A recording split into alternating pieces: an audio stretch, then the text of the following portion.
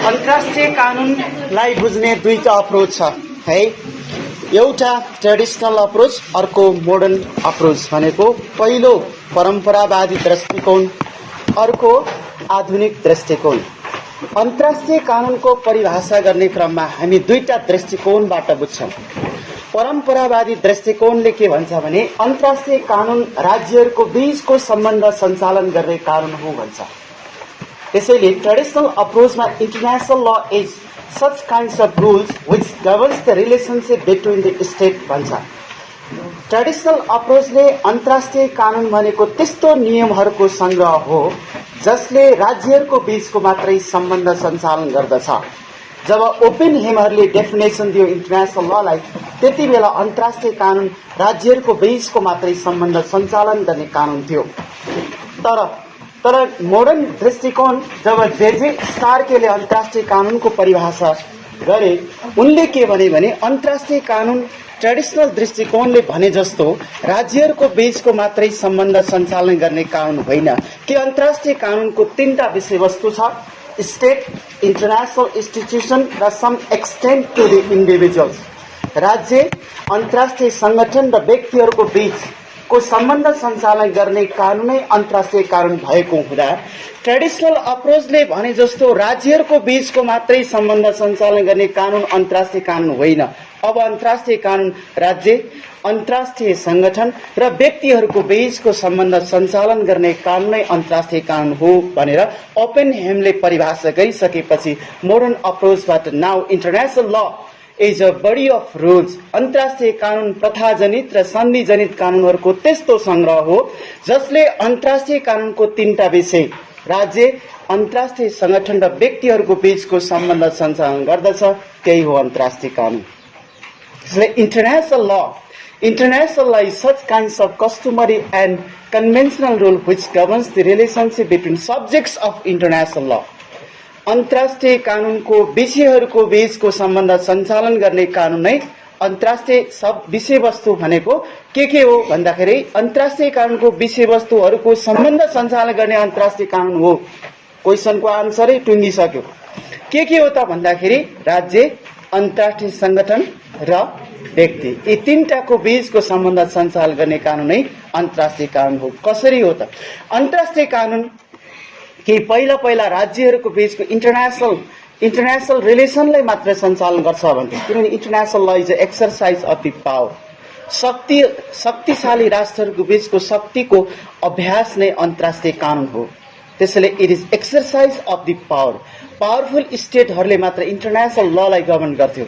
त्यसैले इन्टरनेशनल लको डेफिनेसनमा यहाँले बुकमा पाउनु होला, it governs the relationship only between the civilized state. सबै राष्ट्रहरूको बीचको मात्रै सम्बन्ध सञ्चालन गर्छ भन्छ। त्यसैले सिभिलाइज्ड स्टेट होइन। अहिले state can be small, state civilise हुन सक्छ, अनसिभिलाइज हुन सक्छ, साना हुन सक्छ, ठूला हुन सक्छ।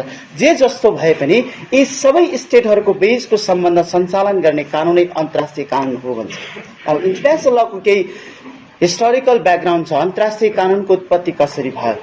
1600 सेन्चुरी भन्दा अघिल्लो अवस्था, बिफोर 1600 सेन्चुरी, 1600 शताब्दी वेस्टफेलिया ट्रिटी 1648 मा जब वेस्टफेलिया ट्रिटी बन्यो, त्यसपछि इन्टरनेशनल लको रिटन लिखित रूपमा अन्तर्राष्ट्रिय कानुनको विकास भयो। Westphalia treaty 1600 before 1600 century to 1900 र 1900 सेन्चुरी टु अनवर्ड अहिलेसम्म यी तीनटा स्टेजमा हामी अन्तर्राष्ट्रिय कानुनलाई क्याटेगोराइज गरेर हेर्छौँ। 1600 शताब्दी भन्दा अघिल्लो अवस्था, 1600 देखि 1900 शताब्दीसम्मको अवस्था र 19 सेन्चुरीदेखि जब युएन बन्यो, युएन बनिसके पछाडिको अहिलेसम्मको अवस्था। यसको हिस्टोरिकल ब्याकग्राउन्ड त्यस्तो छ। जब इन्टरनेशनल लको वेस्टफेलिया ट्रिटी 1648 मा वेस्टफेलिया ट्रिटी बनिसकेपछि अन्तर्राष्ट्रिय कानुनमा केही कन्फरेन्स सिस्टमको विकास भयो, किनभने 30 वर्षे धार्मिक युद्ध सञ्चालन भएको थियो युरोपमा। त्यो 30 वर्षे धार्मिक युद्धको कारणले धेरै व्यक्तिहरूको ज्यान गए र धार्मिक युद्धको अन्त्य गर्ने क्रममा वेस्टफेलिया ट्रिटीले होइन, युद्ध मात्रै सञ्चालन गरेर हुँदैन, ह्युमन राइट्सको प्रोटेक्सन गर्नुपर्छ भन्ने कन्सेप्ट विकास भइसकेपछि 450 भन्दा बढी, करिब 400 को हाराहारीमा धेरै राष्ट्रहरू कोलोनाइजमा थियो, धेरै राष्ट्रहरू उपनिवेशमा थियो, ती राष्ट्रहरू स्वतन्त्र भए र इन्टरनेसनल लका केही रुल्सहरू विकास भएको हामी पाउँछौँ 1600 सेन्चुरीमा। अब इन्टरनेसनल लको फादर ह्युगो ग्रोसस, जब ह्युगो ग्रोससले दुईटा बुक लेख्यो, Hugo Grotius is the father of international law, उनले दुईटा बुक लेखेको छ 1609 र 1625। 1609 मा फ्रिडम अफ द सी, सामुद्रिक स्वतन्त्र सम्बन्धी किताबदेखि ह्युगो ग्रोससले र 1625 मा De Jure Belli ac Pacis law of the war and peace, युद्ध र शान्ति सम्बन्धी कानुन। त्यसैले सामुद्रिक सम्बन्धी कानुन र युद्ध र शान्ति सम्बन्धी कानुन दुईटा बुक अन्तर्राष्ट्रिय कानुनको विकासमा कन्ट्रिब्युसन दिनको लागि ह्युगो ग्रोससले बुक लेखेको हामी पाउँछौँ र त्यसैले ह्युगो ग्रोससलाई अन्तर्राष्ट्रिय कानुनको पिता मानिन्छ। He is the father of international ल, अन्तर्राष्ट्रिय कानुनको पिता भनेको नै ह्युगो ग्रोसस हो। अब इन्टरनेसनल लको कन्भेन्सन सिस्टम 1648 पछि कन्फरेन्स सिस्टमको विकास भयो, किनभने त्योभन्दा अगाडि इन्टरनेसनल लको विकास प्रथाजनित कानुनमा आधारित थियो। युनानहरूले प्राचीन ग्रीक सभ्यता, जस्ट सिभिली, जस्ट जेन्टियम, जस्ट नेचुरली, युनानी राज्यहरू हिन्दू फिलोसफी, मुस्लिम फिलोसफी र स्टेटहरूको प्र्याक्टिसको आधारमा, राज्यहरूको व्यवहारको आधारमा अन्तर्राष्ट्रिय कानुन सञ्चालन हुन्थ्यो, किनभने international law is a state practice, राज्यहरूको व्यवहारको परिणाम हो अन्तर्राष्ट्रिय कानुन भन्छ। तर वेस्टफालिया ट्रिटी बनिसकेपछि इन्टरनेसनल लमा कन्फरेन्स सिस्टमहरू बन्यो। 1648 मा वेस्टफालिया ट्रिटी आयो, 1815 मा भेना कङ्ग्रेस आयो। भेना कङ्ग्रेसले तीनटा कानुन निर्माण गरेको छ, law of the sea, law of the neutrality and law of the war, सामुद्रिक सम्बन्धी कानुन र डिप्लोमेट्सहरूको हायरार्की निर्धारण गर्ने सम्मको कानुन निर्माण गरेको छ भेना कङ्ग्रेस 1815 मा आइपुग्दा।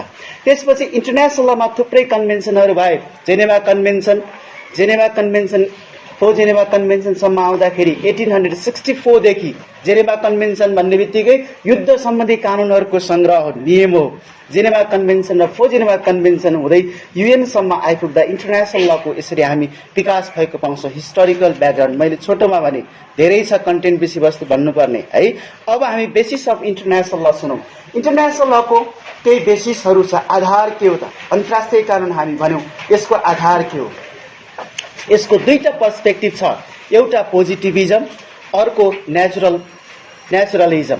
नेचुरलिजमले इन्टरनेसनल ल भनेको मोरल बेसमा आधारित कानुन हो भन्छ, ल अफ द मोरालिटी, नैतिकताको आधारमा आधारित कानुन हो भन्छ। यतातिर पोजिटिभिस्टले होइन, इन्टरनेसनल लको नैतिकताको आधारमा मात्र हो भने, इन्टरनेसनल ल त्यो मान्ने हो भने रिटर्न ल त इन्टरनेसनल लमा विकास भएको छ। कन्फरेन्स र कन्भेन्सन सिस्टमहरू पनि इन्टरनेसनल लमा विकास भएको छ। त्यसो हो भने इन्टरनेसनल ललाई नेचुरलिस्टहरूले के भन्छ भने international law is based on the consent, सहमति र नैतिकताको आधार र मोरालिटीमा आधारित हुन्छ भन्छ। तर पोजिटिभिस्टहरूले इन्टरनेसनललाई नैतिकताको आधारमा होइन, international law is based on the written concept भनेको लिखित आधारमा इन्टरनेसनल लको विकास भएको हामी पाउँछौँ। त्यसैले इन्टरनेसनल लको दुईटा पर्सपेक्टिभ, सफ्ट ल र हार्ड लको कन्सेप्ट छ। सफ्ट ल र hard law, international law is a vanishing point of jurisprudence, हल्यान्डले भन्यो। 4 सालको क्वेसन हो है। International law is a vanishing point of jurisprudence, क्वेसनै छोड्दो रहेछ, कपीमा छैन त्यो क्वेसन, अर्कै लेख्दो रहेछ। भेनिसिङ पोइन्ट अफ जुरिस्प्रुडेन्स कपीमा त्यस्तो छ। International law is a vanishing point of jurisprudence भनेको अन्तर्राष्ट्रिय कानुन विधिशास्त्रको निर्लुप्त बिन्दु हो कि अन्तर्राष्ट्रिय कानुनको कुनै एक्जिस्टेन्सै छैन, तपाईँ के भन्नुहुन्छ त्यसमा भनेको भेनिसिङ पोइन्ट अफ जुरिस्प्रुडेन्स। विधिशास्त्रले अन्तर्राष्ट्रिय कानुनलाई कानुनै मान्दैन, हल्यान्डले भनिदियो। त्यहाँनिर के छ भने अन्तर्राष्ट्रिय कानुनलाई कानुन नमान्ने दृष्टिकोण पनि छ, किनभने जसले राष्ट्रिय कानुनको एडभोकेसी गर्छ, जसले पोजिटिभ थटको एडभोकेसी गर्छ, तिनीहरूले अन्तर्राष्ट्रिय कानुनलाई कानुनै मान्दैन, इन्टरनेसनललाई ललै मान्दैन। किनभने अन्तर्राष्ट्रिय कानुनमा न कम्पिटेन्ट जुडिसियरी छ, न्यायपालिका सक्षम छैन, व्यवस्थापिका सक्षम छैन, कार्यपालिका सक्षम छैन, पनिसमेन्ट सिस्टम, स्याङ्सन सिस्टमको अभाव छ। त्यसैले अन्तर्राष्ट्रिय कानुन होइन। That's why it is vanishing point of jurisprudence. Answer त्यो। अब हार्ड लले त्यसो भन्दाखेरि इन्टरनेसनल ल, हार्ड ल दृष्टिकोणले के भन्छ भने इन्टरनेसनल ल त्यस्तो होइन, अन्तर्राष्ट्रिय कानुनको आफ्नो एक्जिस्टेन्स छ, यसको आफ्नो ओरिजिन छ। राष्ट्रिय कानुनकै जस्तो यसको आफ्नै स्रोत छ, यसको आफ्नै विषयवस्तु छ, यसको आफ्नै अपरेसन सिस्टम छ। त्यसैले अन्तर्राष्ट्रिय कानुन के हो भने यसको एक्जिस्टेन्स छ र we the advocates of the international law, हामी अन्तर्राष्ट्रिय कानुनको एडभोकेट्सहरूले के भन्छ भने international law is definitely hard ल। अन्तर्राष्ट्रिय कानुन यसको एक्जिस्टेन्स छ, यो हार्ड ल हो। होइन भने आज इन्टरनेसनल लमा इन्डिभिजुअल्सहरूलाई पनि रेस्पोन्सिबल बनायो नि, इन्डिभिजुअल्सहरूलाई रेस्पोन्सिबल बनायो, आइसिसी बनाएछ, इन्टरनेसनल क्रिमिनल कोड बनायो।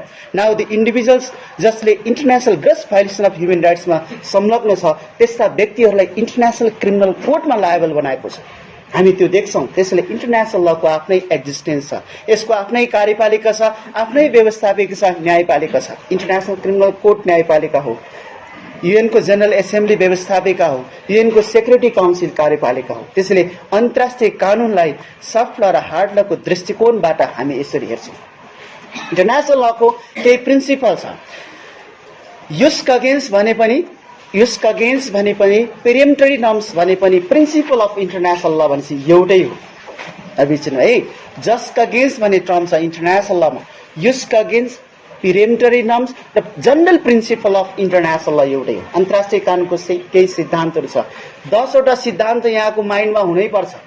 पेरिएम्टरी नर्म्स, युस्क अगेन्स्ट भने पनि, जनरल प्रिन्सिपल अफ इन्टरनेसनल ल भने पनि एउटै। त्यो 10 वटा सिद्धान्त के हो त भने sovereign equality of the state, principle of sovereign equality, सार्वभौम समानताको सिद्धान्त। अर्को principle of pacific settlement of the dispute, अन्तर्राष्ट्रिय विवादहरू शान्तिपूर्ण समाधान गर्ने सिद्धान्त भन्छ। तेस्रो principle of good faith over the treaty, अर्थात् principle of fulfilment of international obligation, अन्तर्राष्ट्रिय दायित्वहरू परिपालना गर्नुपर्ने सिद्धान्त, अर्थात् प्याक्टा सम सर्भान्डा। प्याक्टा सम सर्भान्डा भनेको सन्धिहरूको इमान्दारीपूर्वक पालना गर्ने सिद्धान्त। Good faith over the treaty भन्छ अङ्ग्रेजीमा टर्म। त्यसैले सन्धिहरूको इमान्दारीपूर्वक पालना गर्ने सिद्धान्त। अर्को non interference in the internal affairs of the state, अन्य राज्यहरूको आन्तरिक मामलामा हस्तक्षेप नगर्ने सिद्धान्त, अहस्तक्षेपको सिद्धान्त। अर्को नन युज अफ फोर्स, शक्ति वा धम्कीको प्रयोग नगर्ने सिद्धान्त। र अर्को UN as a centre of the world community, विश्व समुदायको युएनलाई एउटा केन्द्र मान्ने सिद्धान्त। इन्टरनेसनल लमा यी प्रिन्सिपलहरूको विकास भएको हामी पाउँछौँ। र 1970 क्लासमा बस्ने भएका साथीभाइले मैले पटक पटक भनेको थिएँ, 1970 र 1975 मा 4 वटा सिद्धान्त विकास इन्टरनेसनल लको प्रिन्सिपलहरू थप गरिएको छ। युएनले 1970 मा 2टा सिद्धान्त थप्यो, त्यो भनेको principle of cooperation, principle of self determination, आत्मनिर्णयको अधिकारको सिद्धान्त र प्रिन्सिपल अफ द कोअपरेसन। यो 1970 को युएन को कन्फरेन्सले थप गरेको सिद्धान्त हो। हेलसिङ्की फाइनल एक्ट 1975 मा 2टा सिद्धान्त थप गरेको छ इन्टरनेसनलमा। ती के हुन् भने principle of protection of human rights र principle of the non aggression, अनतिक्रम्यको सिद्धान्त, अरूको सिमानामाथि अतिक्रमण नगर्ने सिद्धान्त। र अर्को भनेको के हो भने principle of protection of the human rights गरेर principle of sovereignty to principle of protection of human rights सम्म आइपुग्दा यी अन्तर्राष्ट्रिय कानुनको सिद्धान्त। अब हामी जाउँ इन्टरनेसनल लको सब्जेक्ट के हो। अन्तर्राष्ट्रिय कानुनको सब्जेक्ट 3टा मैले भने, राज्य, इन्टरनेसनल इन्स्टिट्युसन र व्यक्ति। सोर्स युनिट 3, सोर्समा के छ भने इन्टरनेसनल अन्तर्राष्ट्रिय कानुनको सोर्स आउने बित्तिकै आइसिजे स्ट्याच्युको धारा यहाँले 38 कोड गर्नै पर्ने हुन्छ है। आइसिजे स्ट्याच्युको धारा 38 ले इन्टरनेसनल लको सोर्स भनेको छ। विधिशास्त्र दृष्टिकोणले हेर्यो भने कानुनको स्रोत 2टा हुन्छ, एउटा प्राइमरी स्रोत, अर्को सेकेन्डरी स्रोत। अन्तर्राष्ट्रिय कानुनको पनि सेम। आइसिजे स्ट्याच्युको धारा 38 ले इन्टरनेसनल लको केही स्रोतहरूको व्याख्या गरेको छ। त्यो स्रोतहरू के हो भने प्राइमरी स्रोतमा कस्टम, ट्रेटी, एक्सक्वेट एट बनो, कोर्स अफ स्टडीमा हेर्नु होला, 3टा प्राइमरी स्रोत हो अन्तर्राष्ट्रिय कानुन। कस्टम, प्रथा, सन्धि सम्झौता र थर्ड भनेको जनरल प्रिन्सिपल अफ इन्टरनेसनल ल, एक्सक्वेट एट बोनो। मैले अघि जति पनि जनरल प्रिन्सिपल भने नि त्यो पनि अन्तर्राष्ट्रिय कानुनको स्रोत हो। त्यसैले अन्तर्राष्ट्रिय कानुनको प्राथमिक स्रोतमा कस्टम, ट्रेटी र एक्सक्वेट एट बोनो भनेको जनरल प्रिन्सिपल अफ ल, प्राइमरी स्रोत हो।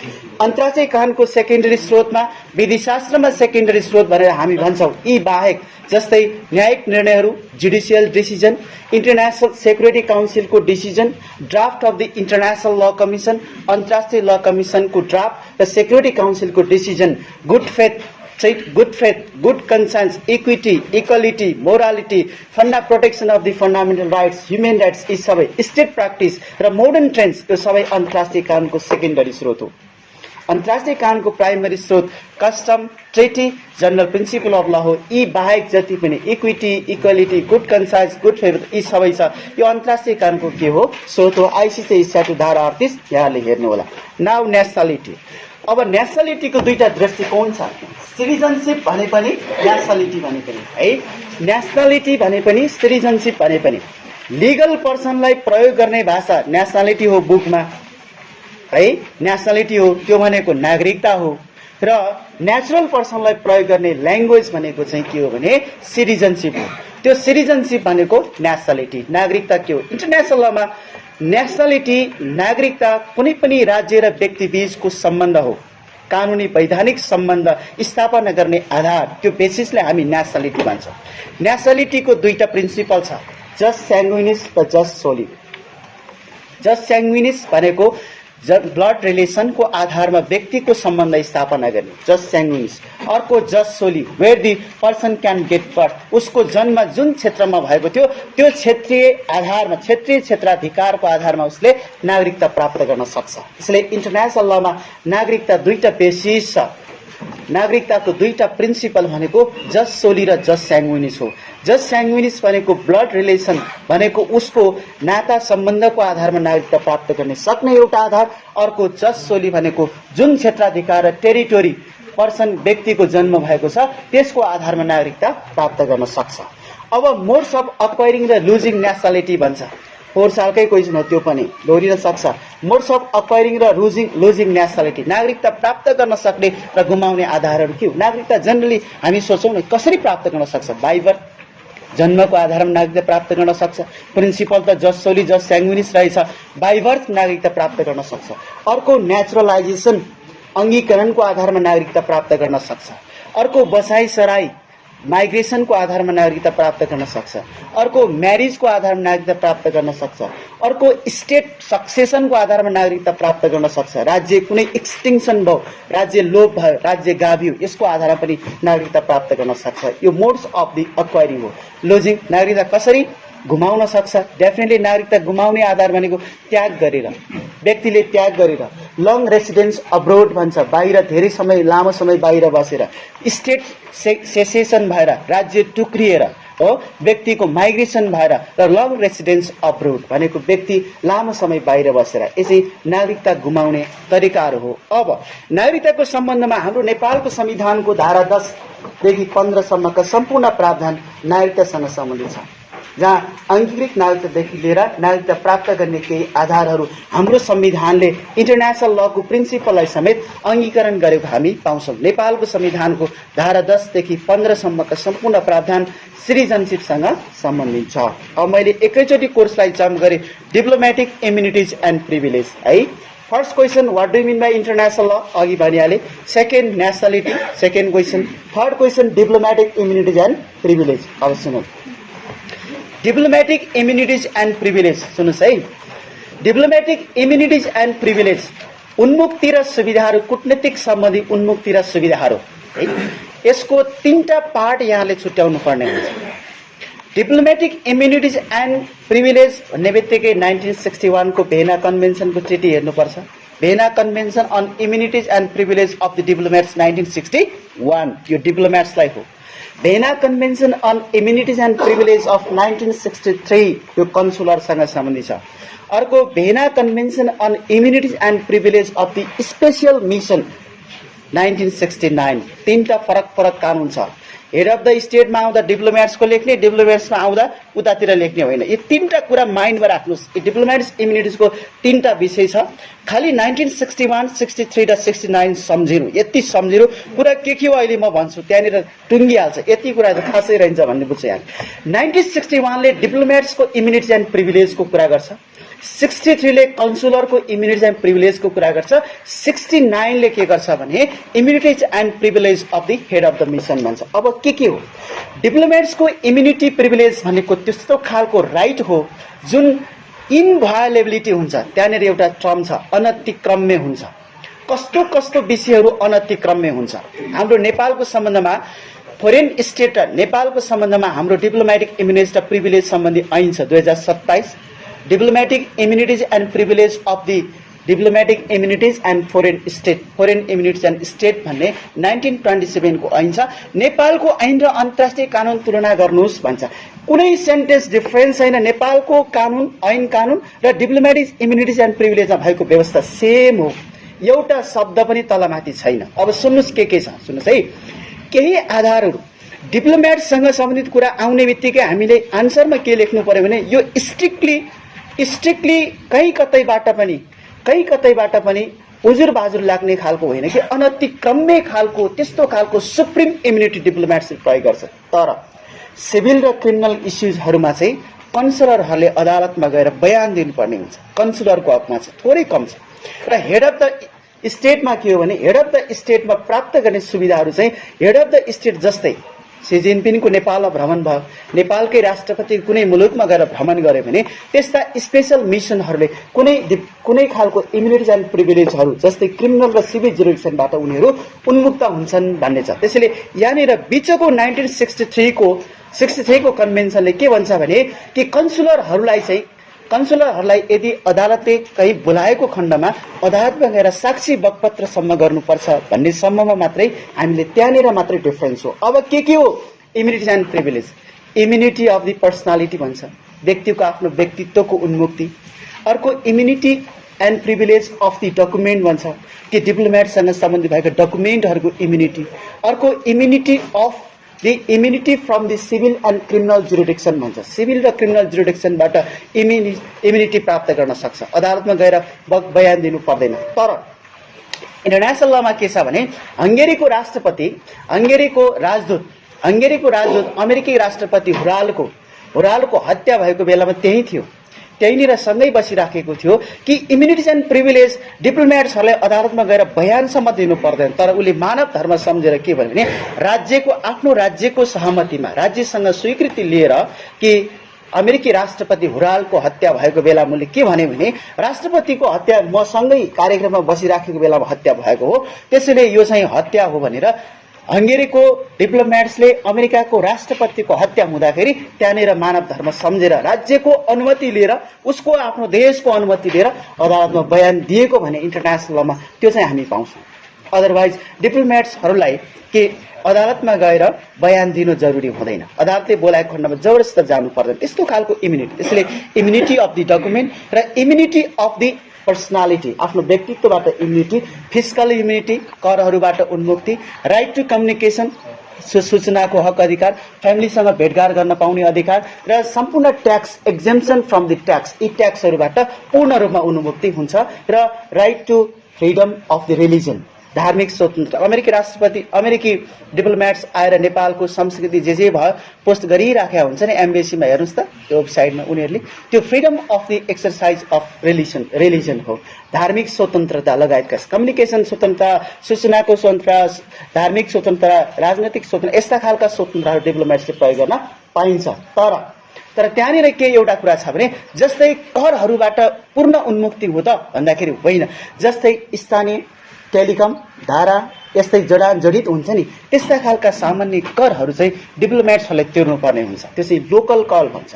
त्यस्ता खालका लोकल ट्याक्सहरूबाट चाहिँ पूर्ण रूपमा उन्मुक्ति उनीहरूले प्राप्त गर्न सक्दैन। त्यसैले यहाँनिर मैले तीनटै विषयवस्तुमा के मात्र डिफरेन्स गरेँ भने इनभायोलेबिलिटी त हो, तर डिप्लोमेट्सहरूले सम्पूर्ण सुविधा प्राप्त गर्न सक्छ, अनतिक्रम्य हुन्छ, तर अदालतमा गएर बयान दिन जरुरी हुँदैन डिप्लोमेट्सलाई, कन्सुलरले त्यो गर्नुपर्छ। र हेड अफ द स्टेटले पनि कन्सुलरले जस्तो होइन, डिप्लोमेट्सले सारा नै इक्वली उन्मुक्ति र सुविधाहरू प्राप्त गर्न सक्दछ। हाम्रो नेपालको ऐन diplomat immunities and privilege of the diplomats and foreign स्टेटमा भएका कानुनी प्रावधान पनि सेम हो, एउटै सुविधा। त्यसैले यस्ता खालका उन्मुक्ति र सुविधाहरू डिप्लोमेट्सले प्राप्त गर्न सक्दछ। अब ट्रिटी सन्धि सुन्नुहोस्, सन्धि दुई वा दुई भन्दा बढी राज्यहरूको बीचको सम्बन्ध सञ्चालन गर्न भनेको एग्रिमेन्टलाई हामी सन्धि भन्छौँ। Treaty generally it is a agreement. अन्तर्राष्ट्रिय कानुनमा सन्धिलाई बुझाउनकै धेरै ओर्डर हुन सक्छ। प्याक्ट भनौँ, प्रोटोकल भनौँ, कन्भेन्सन भनौँ, कन्फरेन्स भनौँ, जे नाम भने पनि यो सबै सन्धि हो। प्याक्ट भने पनि, कन्भेन्सन भने पनि, प्रोटोकल भने पनि, कन्फरेन्स भने पनि, प्याक्ट भने पनि यी सबै के हो? सन्धि हो, ट्रिटी हो। एउटै सेन्टेन्समा ट्रिटी इज अ एग्रिमेन्ट, सन्धि भनेको सम्झौता हो, इट इज एग्रिमेन्ट।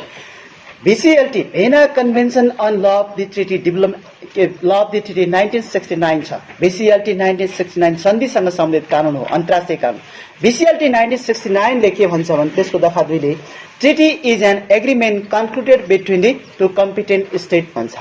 2 वा 2 भन्दा बढी राज्यहरूको बीचमा भएको सम्झौतालाई हामी सन्धि भन्छौँ international Lama. Treaty is a agreement which is concluded between the subjects of international law। अन्तर्राष्ट्रिय कानुनको विषयहरूको बीचमा भएको सम्झौतालाई हामी सन्धि भन्छौँ। सब्जेक्ट्स भनेको सन्धि व्यक्ति र अन्तर्राष्ट्रिय संगठनसँग हुन सक्छ, सन्धि व्यक्ति र इन्टरनेसनल इन्स्टिट्युसनसँग हुन सक्छ, सन्धि राज्य र अन्तर्राष्ट्रिय संगठनसँग हुन सक्छ, अन्तर्राष्ट्रिय संगठन र व्यक्तिको बीचमा पनि एग्रिमेन्ट सन्धि हुन सक्छ। त्यसैले सन्धि अरू जे नाम दिए पनि यहाँको बुकमा होला local treaty, universal treaty, local treaty, universal treaty, limited, unlimited, जे भने पनि इन्टरनेसनलमा 2टा ट्रिटी छ, एउटा ल मेकिङ ट्रिटी, अर्को ट्रिटी कन्ट्र्याक्ट। ल मेकिङ ट्रिटी भनेको कानुन निर्माण गर्ने सन्धि, ल मेकिङ ट्रिटी, अर्को ट्रिटी कन्ट्र्याक्ट, 2टा छ। ल मेकिङ ट्रिटी जुन खालको सन्धि जसले अन्तर्राष्ट्रिय कानुनको सामान्य नियमहरू प्रतिपादन गर्छ त्यसलाई ल मेकिङ ट्रिटी भन्छ। हामी त्यही ल मेकिङ ट्रिटीलाई मल्टिल्याटरल ट्रिटी भन्छौँ।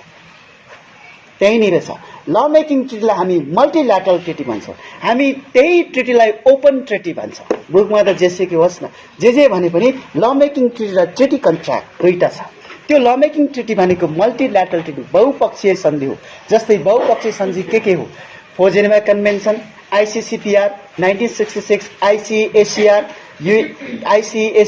CEDAW, CESR, यी सबै मल्टिल्याटरल ट्रिटी हो, बहुपक्षीय सन्धि जसले अन्तर्राष्ट्रिय कानुनको नियमहरू प्रतिपादन गर्दछ त्यसलाई हामी मल्टिल्याटरल ट्रिटी भन्छौँ। त्यो भनेको ल मेकिङ ट्रिटी हो, जसले अन्तर्राष्ट्रिय कानुनको निर्माणमा केही न केही योगदान पुर्याउँछ, त्यसलाई हामी ल मेकिङ ट्रिटी भन्छौँ। अर्को ट्रिटी कन्ट्र्याक्ट।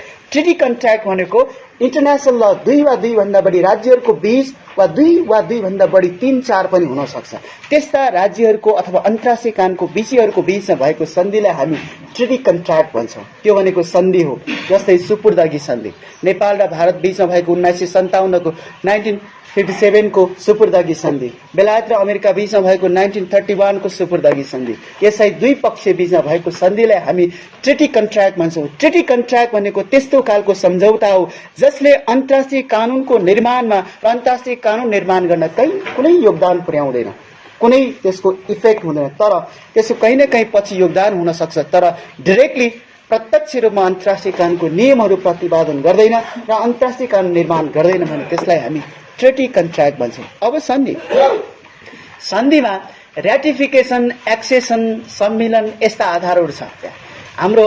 जस्तै सन्धि संस्था गइसकेपछि प्रत्येक राष्ट्रले है एक्सेसन, र्याटिफिकेसन अनुमोदन गर्नुपर्नेछ है। त्यसमा 2टा पार्ट छ, एक्सेसन र्याटिफिकेसनको छुट्टै पार्ट, अर्को ट्रिटी कन्क्लुजन र ट्रिटी टर्मिनेसन। हिजो मात्रै कपीमा हेरे मैले ट्रिटी कन्क्लुजन भनेर सोधेको छ क्वेसनमा, ट्रिटी टर्मिनेसन लेखाएको छ आन्सरमा, हैन? त्यस्तो होइन, कन्क्लुजन र टर्मिनेसन मैले पटक भने हो है। कन्क्लुजन भनेर सोधेको छ, कन्क्लुजन भनेको सन्धि कसरी निर्माण गर्छ, टर्मिनेसन भनेको सन्धि कसरी अन्त्य हुन्छ है। फोर कन्क्लुजन सोधेको छ, यसपालि टर्मिनेसन आइहाल्छ है। टर्मिनेसन र कन्क्लुजन, ट्रिटी कन्क्लुजन है, ट्रिटी कन्क्लुजन र टर्मिनेसन फरक छ है। ट्रिटी सन्धि कसरी टर्मिनेसन हुन्छ, कसरी कन्क्लुजन हुन्छ, त्यसमा जानुभन्दा अगाडि म थोरै र्याटिफिकेसन कुरा गर्छु। किनभने सन्धि अनुमोदन, र्याटिफिकेसन, एक्सेसन स्वीकृति कसरी गर्छ? हाम्रो नेपालको संविधानको धारा 278, 279, नेपालको संविधानको धारा 278, 279 है, त्यहाँनिर छ। सन्धिको अनुमोदन, एक्सेसन कसरी गर्ने सम्बन्धमा 278 ले राज्यले सन्धि संस्था गर्न सक्छ भन्छ 278 ले। 279 मा के छ भने सन्धि सम्झौताको अनुमोदन र सम्मिलन गर्दाखेरि प्रत्येक राष्ट्रले आफ्नो कानुन बमोजिम गर्न सक्छ र स्वीकृति गर्न सक्ने आधारहरू छ। एक्सेसन र्याटिफिकेसनसँग सम्बन्धित 279 र 278 मा चाहिँ राज्यले सन्धि संस्था गर्न सक्छ भन्ने छ हाम्रो नेपालको संविधान बमोजिम। त्यहाँ के छ भने 278 ले के भन्छ भने राज्यले संघले सम्पूर्ण सन्धि संस्था गर्ने अधिकार संघमा निहित हुनेछ भन्छ। सन्धि संस्था गर्ने अधिकार संघमा निहित हुनेछ र अर्को के छ भने प्रदेश स्तरको रिसोर्सको सम्बन्धमा सन्धि संस्था गर्नुपर्ने प्रदेश सरकारको सहमतिमा केन्द्र सरकारले गर्न सक्छ सम्पूर्ण अधिकार भन्छ। नेपालको संविधानको धारा 58 ले के भन्छ भने रेसिडुअल पावर जे जस्तो भए पनि संहितामा 7 वटा 8 वटा 20 वटा प्रदेश भए पनि अन्तिममा त्यो रेसिडुअल पावर भनेको होल राज्यसँग सम्बन्धित सम्पूर्ण अधिकार धारा 58 ले के गरेको छ भने केन्द्र सरकारलाई दिएको छ। हाम्रो संविधानले हाम्रो सेन्ट्रल स्ट्रङ भएको संविधान हो हाम्रो फेडरलिजम। त्यसमा के भन्छ भने सम्पूर्ण सन्धि संस्था गर्ने अधिकार संघमा निहित हुनेछ भन्छ, केन्द्र सरकारमा रहनेछ। अब केही सन्धिहरू जस्तै अब सन्धिको अनुमोदन गर्दाखेरि केही आधारहरू भनेको छ त्यहाँ, जस्तै व्यवस्थापिका संसदले सन्धि संस्था अनुमोदन गर्दा 4 वटा सन्धिमा 2/3 बहुमत, अन्य सन्धिमा सामान्य बहुमत। अब ती 4 वटा सन्धि संस्था के हो? र्याटिफिकेसन, प्रत्येक स्टेटले सन्धिको पार्टी बन्यो, हस्ताक्षर गरेर पक्ष बन्यो, पक्ष बनिसकेपछि आफ्नो देशको कानुन बमोजिम त्यो सन्धिलाई र्याटिफिकेसन गर्नुपर्ने हुन्छ। अब हाम्रो संविधानले के भन्छ भने 4 वटा विषयमा गरेका सन्धि सम्झौतालाई 2/3 बहुमतले र अन्य यी बाहेकका सन्धि संस्था के छ? सामान्य बहुमतले। 4 वटा विषय के हो? पिस एन्ड फ्रेन्डसिप ट्रिटी भन्छ, शान्ति तथा मैत्री ट्रिटी भन्छ, सन्धि शान्ति तथा मैत्रीसँग सम्बन्धित सन्धि पिस एन्ड फ्रेन्डसिप ट्रिटी। दोस्रो मिलिटरीसँग सम्बन्धित ट्रिटी, राज्यको सेना सुरक्षासँग सम्बन्धित ट्रिटी। अर्को राज्यको टेरिटोरीसँग सम्बन्धित ट्रिटी, सिमानासँग सम्बन्धित सन्धि। अर्को नेचुरल रिसोर्सेसको डिस्ट्रिब्युसन, नेचुरल रिसोर्सेस प्राकृतिक स्रोत साधनको बाँडफाँडसँग सम्बन्धित यी 4 वटा सन्धिको अनुमोदन गर्दा प्रत्येक स्टेटमा आफ्नो देशको संविधान र कानुन बमोजिम सन्धि अनुमोदनको कानुन निर्माण गर्छ। हाम्रोमा पनि छ। हाम्रोले 4 वटा विषयमा सन्धि संस्था गर्यौं, हामीले त्यसको अनुमोदन गर्यो भने 2/3 बहुमतले पारित गर्नुपर्छ। यी भन्दा बाहेकका जति पनि विषयहरू छन् यी सामान्य विषयमा सामान्य बहुमतले सन्धि र्याटिफिकेसन गर्न सक्छ भन्छ। यो र्याटिफिकेसन अनुमोदन मानेको है। अब ट्रिटी कन्क्लुजन र टर्मिनेसन सुनौ। ट्रिटी कन्क्लुजन र टर्मिनेसनमा 2टा पार्ट छ। सन्धि सम्झौताको कन्क्लुजन भनेको सन्धि निर्माण गर्ने आधार हो, सन्धि कसरी निर्माण हुन्छ, र टर्मिनेसन भनेको सन्धि कसरी अन्त्य हुन्छ। निर्माण, सन्धि निर्माण गर्दा जस्तै एक्रिडिटिङ अफ द नेगोसिएटर भन्छ, वार्ताकारहरूको नियुक्ति गरिन्छ पहिला सन्धि निर्माण गर्दा, त्यसपछि नेगोसिएसन गरिन्छ, वार्ता गरिन्छ, त्यसपछि वार्ता गरिन्छ, नेगोसिएसन गरिन्छ। पहिला वार्ताकारहरूको नियुक्ति गरिन्छ, त्यसपछि नेगोसिएसन गरिन्छ, त्यसपछि तेस्रो सन्धिहरूको एक्सेप्टेन्स गरिन्छ, स्वीकृति गरिन्छ, त्यसपछि हस्ताक्षर गरिन्छ, हस्ताक्षर भनेको सिग्नेचर गरिन्छ, अनि सिग्नेचर गरिसकेपछि बल्ल र्याटिफिकेसन र एक्सेसन आउँछ। सन्धिको र्याटिफिकेसन गरिन्छ, एक्सेसन गरिन्छ, अनुमोदन गरिन्छ। र यहाँनिर एउटा टर्म छ, सन्धि निर्माण गरेपछि रजिस्ट्रेसन गर्नुपर्छ भन्छ। युएन चार्टरको धारा 102 सन्धि रजिस्ट्रेसन गर्नुपर्ने है। युएन चार्टरको धारा 102 ले के भन्छ भने प्रत्येक सन्धि संस्था गरिसकेपछि त्यस्ता खालको सन्धि सम्झौताले रजिस्ट्रेसन गर्नुपर्छ भन्छ। त्यसैले वार्ताकारहरूको नियुक्ति गर्ने, वार्ता गर्ने, हस्ताक्षर गर्ने, र्याटिफिकेसन गर्ने, अनुमोदन गर्ने, सम्मेलन गर्ने, रजिस्ट्रेसन गर्ने, यी चाहिँ सन्धि निर्माणको आधारहरू हो।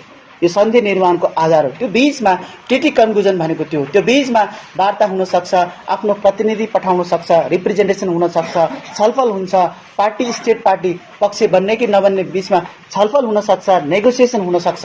त्यस्तो आधारमा सन्धिहरू निर्माण गरिन्छ। त्यसैले वार्ताकारहरू नियुक्ति गर्ने, वार्ता गर्ने, नेगोसिएटर एक्सेसन गर्ने, सन्धिको सम्मेलन गर्ने, कन्क्लुजन रजिस्ट्रेसन गर्ने, यी चाहिँ ट्रिटी कन्क्लुजनको आधार हो। अब सन्धि कसरी टर्मिनेसन हुन्छ?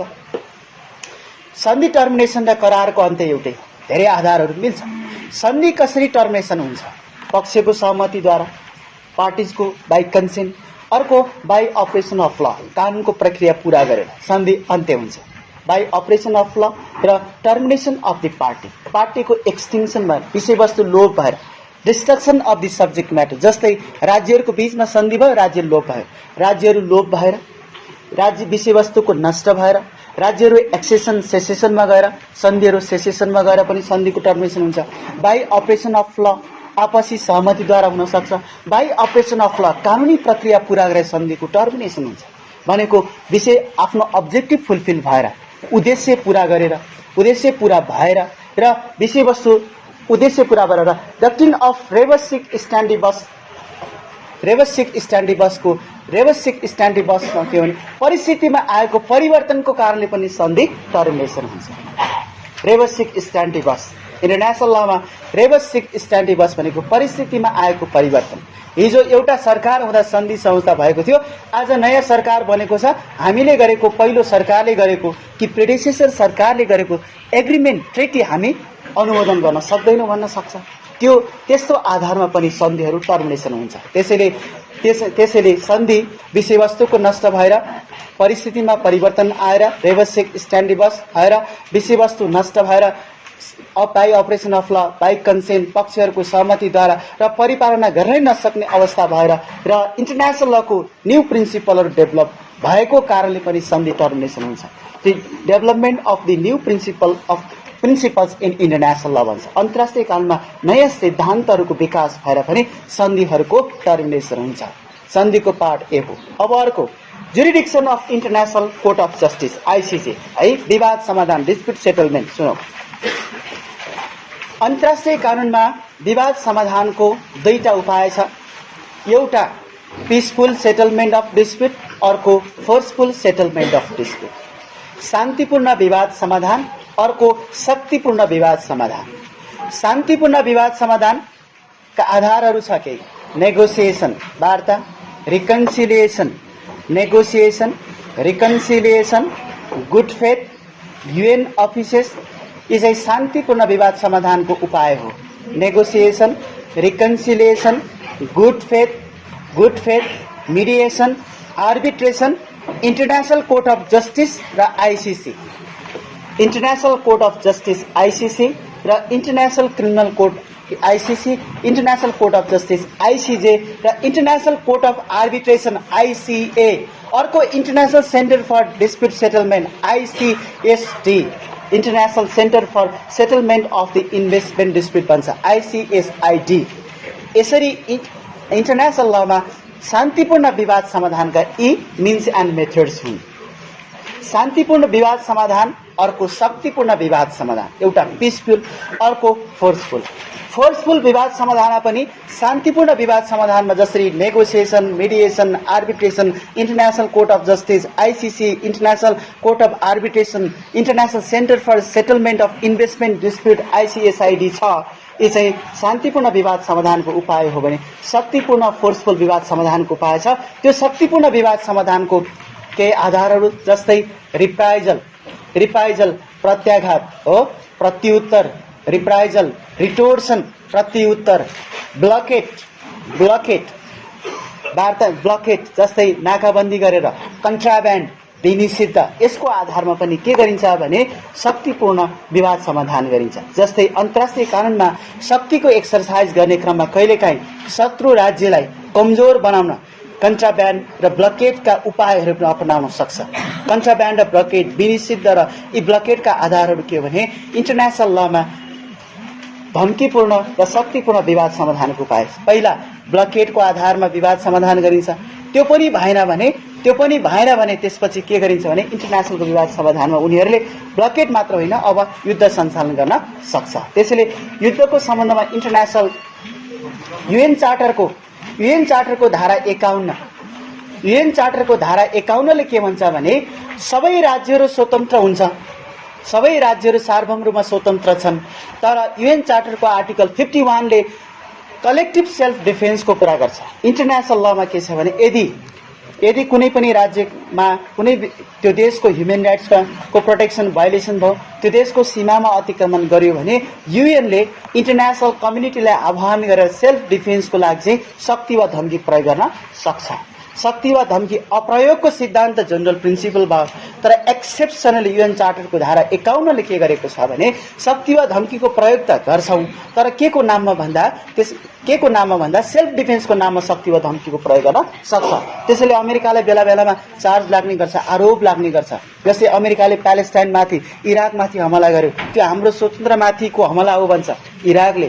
त्यसैले फिलोसफिकल आइडियोलोजिकल बेसिसमा सपोर्ट गर्ने राष्ट्रले पनि यो अमेरिकाको आतंकवादी गतिविधि हो भन्न सक्छ, क्रिटिसिजम गर्छ, तर गर्न सक्छ। तर इन्टरनेसनल लमा के हुन्छ, शक्ति वा धम्कीको प्रयोग कति बेला गर्न सक्छ भने युएन चार्टरको धारा 51 को आधारमा सेल्फ डिफेन्सको आधार छ आतंकवादको निर्मूल गर्न, मानवाधिकारको संरक्षण गर्न। यी दुईटा आधारको लागि सेल्फ डिफेन्सको ग्राउन्ड छ। त्यसको आधारमा इन्टरनेसनलमा शक्ति वा धम्कीको यस्ता खालका मेथड्सहरू प्रयोग गरेर विवाद समाधान गरिन्छ। यसरी peaceful and forceful settlement of dispute हामी हेर्छौं। अब पिसफुल सेटलमेन्ट भित्र पनि जुरिडिक्सन अफ आईसीजे भन्छ, इन्टरनेसनल कोर्ट अफ जस्टिसको जुरिडिक्सन है। इन्टरनेसनल कोर्ट अफ जस्टिसको दुईटा जुरिडिक्सन छ। इन्टरनेसनल कोर्ट अफ जस्टिसको क्षेत्राधिकार भनेको दुईटा हो, एउटा कन्टेन्सियस जुरिडिक्सन, अर्को भोलिन्टरी जुरिडिक्सन।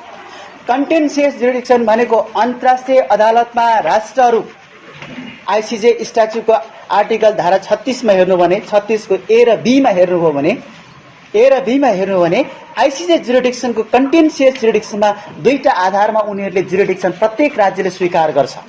एउटा पक्षको सहमतिको आधारमा, राज्यहरूको कन्सेन्टमा, अर्को प्रायर डिक्लेरेसन गरेर, पूर्व घोषणा गरेर कम्पलसरी क्षेत्राधिकार स्वीकार गर्छ आईसीजेले इन्टरनेसनल कोर्ट अफ जस्टिसको। अर्को पक्षहरूले सहमतिको आधारमा इन्टरनेसनल कोर्ट अफ जस्टिसको जुरिडिक्सन स्वीकार गर्दछ। त्यो भनेको आईसीजे स्ट्याच्युटको धारा 36 को ए र बी, त्यहाँ कन्टेन्सियस जुरिडिक्सन छ। अब सुन्नुस्, के हो कन्टेन्सियस? कन्टेन्सियस जुरिडिक्सन भनेको राज्यहरूले मात्रै अन्तर्राष्ट्रिय अदालतमा मुद्दा दायर गर्न सक्छ, त्यो भनेको कन्टेन्सियस जुरिडिक्सन। कम्पलसरी जुरिडिक्सन भनेको त्यो हो। कन्टेन्सियस जुरिडिक्सन भनेको राज्यहरू मात्रै, स्टेट मात्र एउटा यस्तो कम्पिटेन्ट अथोरिटी हो, तिनीहरूलाई मात्रै अन्तर्राष्ट्रिय अदालतमा मुद्दा दायर गर्ने हक दैया छ, त्यो भनेको कन्टेन्सियस जुरिडिक्सन हो, राज्यले मात्रै हुन्छ। भोलिन्टरी जुरिडिक्सन भनेको एडभाइजरी एडहक जुरिडिक्सन होला यहाँहरुको बुकमा। त्यो भोलिन्टरी जुरिडिक्सन भनेको आईसीजेले, इन्टरनेसनल कोर्ट अफ जस्टिसले यस्तो खालमा आफ्नो क्षेत्राधिकार एक्सरसाइज गर्छ कि युएन अन्तर्गत बनेका जति पनि विशिष्टकृत संस्थाहरू छ, स्पेशलाइज एजेन्सी छ, ती एजेन्सीहरूले कानुनी कन्फ्लिक्ट अफ ल, कानुनको द्वन्द्वमा परेको बेलामा उनीहरूले ओपिनियन राय माग गर्छ। त्यसैले युएनको विशिष्टकृत अंगहरूले कानुनी राय दिनुस् भनेर माग गरेको खण्डमा आईसीजेले ओपिनियन दिन सक्छ। त्यसलाई हामी एडभाइजरी ओपिनियन भन्छौं। त्यो भनेको एडभाइजरी ओपिनियन हो। त्यसैले एडभाइजरी ओपिनियन कम्पलसरी विषय होइन। यो international court of जस्टिसको jurisdiction क्षेत्राधिकारमा compulsory कानुनी बाइन्डिङ बन्धनकारी विषय होइन। कति बेला बन्धनकारी हुन्छ भने युएनको विशिष्टकृत संस्थाहरूले यदि कानुनी राय माग गरेको खण्डमा कानुनी राय दिनुस् भने त्यति बेला इन्टरनेसनल कोर्ट अफ जस्टिसले, आईसीजेले के गर्न सक्छ भने इन्टरनेसनल कोर्ट अफ जस्टिसले ओपिनियन दिन सक्छ। त्यसलाई हामी एडभाइजरी जुरिडिक्सन भन्छौं। मैले सुरुदेखि define international law, nationality, third diplomatic immunity and privilege, fourth, fifth treaty, six jurisdiction of dispute settlement method, 6 वटा। यति सम्झियो भने एक्जाममा पास भयो। अब लास्ट एउटा बाँकी छ है। ल अब इन्टरनेसनल ह्युमेनिटेरियन ल, आईएचएल हेरौँ है। लास्ट यो अप्सनलमा हुन्छ, यो अप्सनमा छ। एलएलबी को विद्यार्थीले धेरै बुझ्दैन भनेर क्वेशन सोधिदिने जनरली एलएलएम को हो। इन्टरनेसनल ह्युमेनिटेरियन ल हाम्रो कोर्समा छ, के हो सुनौ थोरै है। अन्तर्राष्ट्रिय कानुन भनेकै 3टा विषय हो, law of the peace, law of the war, law of the neutrality. शान्ति सम्बन्धी कानुन, युद्ध सम्बन्धी कानुन र तटस्थता सम्बन्धी कानुन, 3टा क्षेत्र इन्टरनेसनल लले गभर्न गर्छ। Law of the peace, law of the war, law of the neutrality. अब ती मध्ये इन्टरनेसनल ह्युमेनिटेरियन ल आईएचएल भनेको ल अफ द पीस हो। इन्टरनेसनल आईएचएल भनेको ल अफ द वार हो, युद्धसँग सम्बन्धित कानुन हो। आईएचएल को 2टा जुरिडिक्सन छ। आईएचएल युद्धको समय पनि लागू हुन्छ, तर आइएचएल को पोस्ट कन्फ्लिक्ट सिचुएसन पनि छ। नेपालको द्वन्द्वको पोस्ट कन्फ्लिक्ट सिचुएसन छ नि, यो आइएचएल कै पार्ट हो। त्यसैले इन्टरनेशनल ह्युमेनिटेरियन ल भनेको पार्ट अफ इन्टरनेशनल ल हो, अन्तर्राष्ट्रिय कानुनको एउटा पार्ट हो। यसले कम्प्लिटली युद्धसँग सम्बन्धित नियमहरूसँग सम्बन्धित छ। आइएचएल भनेको it is related to the law of the conflict. अब law of the war international लमा दुईटा छ, एउटा आइएसी अर्को एनआइएसी। आइएसी भनेको इन्टरनेशनल आर्म्ड कन्फ्लिक्ट, अर्को एनआइसी भनेको non international armed conflict. IAC र एनआइएसी दुईटा आर्म्ड कन्फ्लिक्ट हुन्छ अन्तर्राष्ट्रिय कानुनमा। एनआइएसी भनेको नन इन्टरनेशनल आर्म्ड कन्फ्लिक्ट भनेको नेपालकै जस्तो 10 वर्षको इन्सर्जेन्सी, यो 50 वर्षको दौरानमा धेरै एनआइएसी भएको छ, नन इन्टरनेशनल आर्म्ड कन्फ्लिक्टहरू भए। आइएसी भनेको प्रथम विश्वयुद्ध र दोस्रो विश्वयुद्ध चाहिँ इन्टरनेशनल आर्म्ड कन्फ्लिक्ट हो, त्यो भनेको आइएसी हो। फर्स्ट वर्ल्ड वार र सेकेन्ड वर्ल्ड वार चाहिँ कम्प्लिटली आइएसी हो। प्रथम विश्वयुद्ध र द्वितीय विश्वयुद्ध भनेको आइएसी इन्टरनेशनल आर्म्ड कन्फ्लिक्ट हो। नन आर्म्ड कन्फ्लिक्ट भनेको नेपालको जस्तो द्वन्द्व। अब आइएचएलको दुईटा प्रमुख कानुनहरू छ, हेग सिस्टम 1899 1907, यो हेग सिस्टम। यसले युद्धसँग नियमहरूसँग सम्बन्धित नियमहरूलाई निर्धारण गर्यो, हेग सिस्टम। र आइएचएलको दोस्रो कानुन हो फोजेनेभा कन्भेन्सन। हेग सिस्टम 1899 र हेग सिस्टम 1907 पहिलो आइएचएलसँग सम्बन्धित कानुन हो, र फोजेनेभा कन्भेन्सन इन्टरनेशनल ह्युमेनिटेरियन लको सेकेन्ड कानुन हो। फोजेनेभा कन्भेन्सनमा 4वटा कुरा छ। Convention related to amelioration of the wounded and sick people in the field भनेको फिल्डमा भएको युद्धमा भएका घाइतेहरूको संरक्षण गर्नुपर्ने पहिलो कानुन, पहिलो convention. Second convention four Geneva convention relating to the amelioration of the wounded separate people in the sea, समुद्रमा भएको युद्धसँग सम्बन्धित कानुन। थर्ड भनेको convention related to the protection of the prisoners of the war, POW status हेर्छ, युद्धबन्दीहरूसँग सम्बन्धित नियम। र फोर्थ लास्ट फोजेनेभा कन्भेन्सनले के भन्छ भने protection of the civilians, convention relating to protection of the civilians गरेर फोजेनेभा कन्भेन्सन। यो फोजेनेभा कन्भेन्सन भित्रको कमन आर्टिकल 3 छ, त्यो कमन आर्टिकल 3 चाहिँ नन इन्टरनेशनल आर्म्ड कन्फ्लिक्टमा लागू हुने कानुन हो। त्यो कमन आर्टिकल धारा 3 बाहेकका सम्पूर्ण प्रावधान इन्टरनेशनल आर्म्ड कन्फ्लिक्टसँग सम्बन्धित कानुन हो। फोजेनेभा कन्भेन्सनको दुईटा अप्सनल प्रोटोकल छ, victims of international armed conflict 1977, victims of the non international armed conflict 1977। यति छ यसको है। अब आइएचएलले दुईटा पार्ट हेर्छ, हेर्नुहोस् है। आइएचएल भने पनि जे नाम दिए पनि protection of the human rights हो, मानव अधिकारको संरक्षण गर्न बनेको कानुन हो। मानव अधिकारको संरक्षण गर्न बनेको कानुन भएकै कारणले जब आइएचएल निर्माण भयो, इन्टरनेशनल क्रिमिनल कोडको अवधारणा विकास भयो। त्यसपछि 1998 मा आइसिसी बनिसकेपछि व्यक्तिलाई पनि अन्तर्राष्ट्रिय फौजदारी अपराधमा यदि सहभागी भएका व्यक्ति छ भने तिनलाई पनि लायबल बनायो। त्यही भएर मैले सुरुमै भनेको थिएँ, individuals as a subjects of international law, व्यक्तिहरू पनि अन्तर्राष्ट्रिय कानुनको विषय हो। कसरी? नाउ इन्टरनेशनल क्रिमिनल कोड बनिसकेपछि जुन व्यक्ति वार क्राइम अगेन्स्ट ह्युम्यानिटी, जेनोसाइड र एग्रेसनमा संलग्न छ, त्यस्ता व्यक्तिहरूलाई इन्टरनेशनल क्रिमिनल कोडमा लायबल बनाउँछ। त्यसले त्यो इन्टरनेशनल लमा रिसेन्टली डेभलप भएको कन्सेप्ट हो। त्यही भएको हुनाले now the individuals as a subjects of international law, व्यक्ति पनि अन्तर्राष्ट्रिय कानुनको विषय हो भनेर त्यहाँनिर भनेको हो। त्यसैले आइएचएलले के भन्छ भने आइएचएलमा एउटा टर्म छ त्यहाँनिर, protection limits of the means and methods भनेको युद्धमा अप्लाई हुने हतियारहरूलाई लिमिट गर्छ एक। अर्को दोस्रो के भने protection of the humanity and human rights, मानवीयता र मानव अधिकारको संरक्षण दोस्रो सिद्धान्त हो आइएचएल। आइएचएलको केही सिद्धान्त छन्, त्यहाँनिर एउटा टर्म छ हर्ज दी कम्ब्याट भन्ने टर्म छ। त्यो हर्ज दी कम्ब्याट भनेको दोज पर्सन, आइसिजे फोजेनेभा कन्भेन्सनको आर्टिकल 3 मा हेऱ्यो भने those person who are not taking part in the hostilities भन्छ, त्यो भनेको हर्ज दी कम्ब्याट हो। हर्ज दी कम्ब्याट भनेको those person who are not taking part in the hostilities भनेको हतियार बिसाएर बसेको अवस्था, हर्ज दी कम्ब्याट। त्यस्तो खालको आत्मसमर्पण गरेको, हतियार लेट डाउन गरेको व्यक्तिहरूले आक्रमण गर्नु हुँदैन भन्ने सिद्धान्त हो। जुन व्यक्तिले आत्मसमर्पण गर्छ, हतियार बिसाएको छ भने त्यस्तो हतियार बिसाएको आत्मसमर्पण गरेको व्यक्तिहरूलाई संरक्षण गर्नुपर्छ भन्छ इन्टरनेशनल ह्युमेनिटेरियन लमा।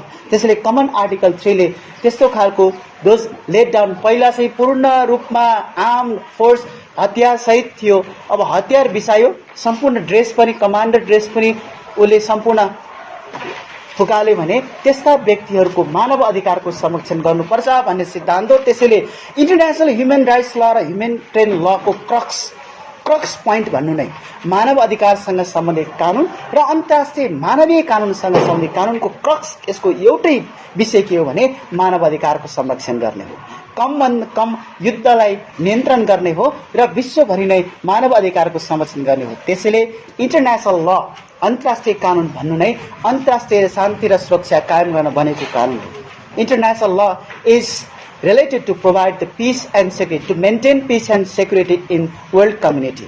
अन्तर्राष्ट्रिय समुदायमा शान्ति सुरक्षा गर्न बनेको कानुन नै अन्तर्राष्ट्रिय कानुन हो भनेर हामी भन्छौँ। त्यसैले प्याकेजमा इन्टरनेसनल लको मुख्य विषयहरू यिनै हुन्। यहाँहरूले यिनै विषयहरूलाई हेर्नुहोला। यहाँलाई परीक्षाको शुभकामना है। Thank you.